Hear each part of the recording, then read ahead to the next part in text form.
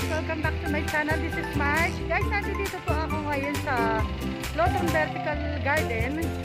Mag-update lang po ako. Ito na ngayon yung panibagong pangyayari sa ngayon na mas maganda na yung itong lugar na to, itong vertical wall.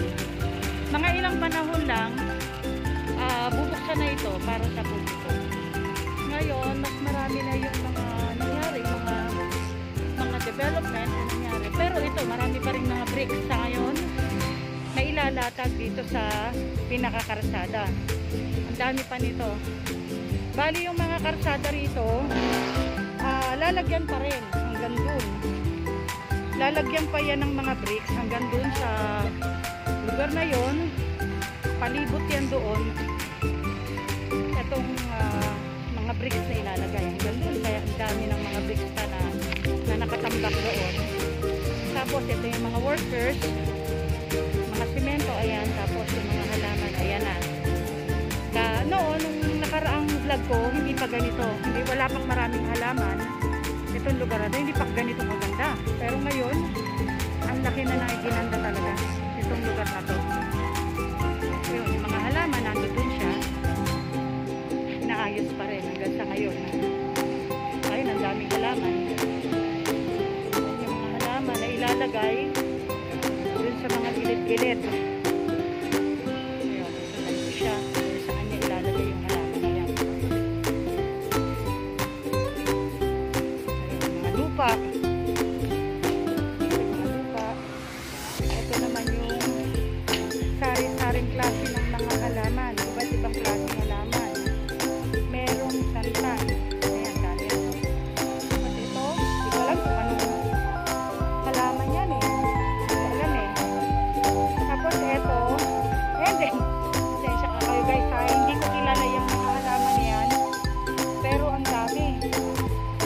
Lahat yan, ilalagay sa paligid. Pagagandahin pa, kaya napakaraming halaman dito sa lugar na to. Tapos ayan, daming mga lupa. Idadagdag pa yan kasi gagamiting landscape. Kasi dun sa lugar na yon, meron lugar dito na medyo tinaasan yung lugar. Tapos mas maganda ngayon kasi medyo elevated ang ginawa nila dun sa lugar na yun. Ang dami, ang ganda. Pinaganda talaga itong landscaping na to. Ito yung pinakagitna dito sa may pathway na to.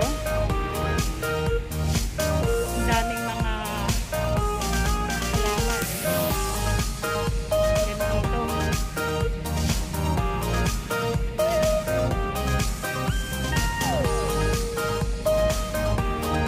Nandun yung photo sa likuran ko. Ayun o, itinaas niya. Naka-elevate yung ito yung landscape na yun. Hanggang doon sa kabila. Naka-elevate din.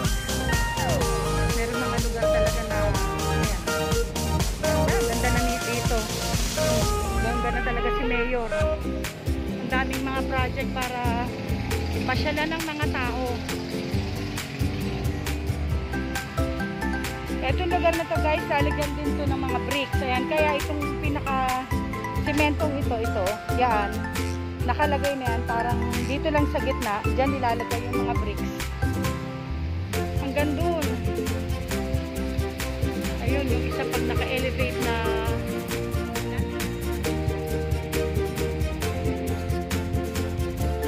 bali, ayun, yun yung underpass. Ang lugar na yan, underpass yan. Doon sa may bottom, dire-diretso yan, yung underpass na yan. Ang tagos niyan, dito sa may, ayun, yung may ano yan, yung may arko na yan, dyan na ang tagos niyan, yung karsada na yan. Ganda oh. Tapos ayun yung coffee shop nando doon, malapit nang matapos. Konting-konti na lang matatapos na kasi meron na rin siyang bubong. Malamang to sa gabi mas maganda to pag talagang naiayos na. Maganda na to sa gabi.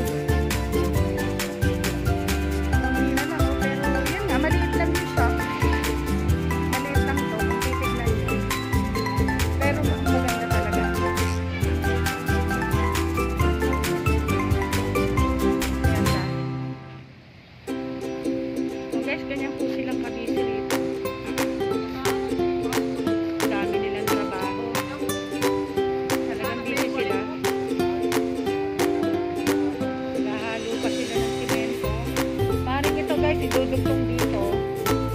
Itong, yan, yung hahaluin na yan. Idudugtong dito dahil ito, bagong semento lang. Yan din yan, guys. Yan po, guys. Hanggang dito yan.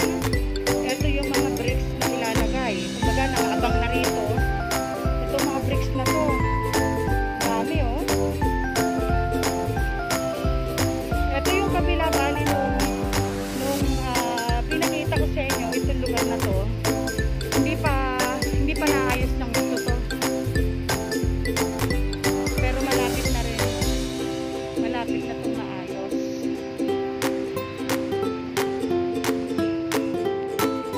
O, yan lang po yung update ko sa ngayon. Sana po nag-enjoy kayo dito sa update kong ito. At kung ngayon lang po ninyo napanood itong aking channel, huwag niyo pong kalimutang mag-like, subscribe, at ipindutin niyo na rin po yung notification bell ng all para po every time na mag-upload ako ng bagong videos, ma-update po kayo.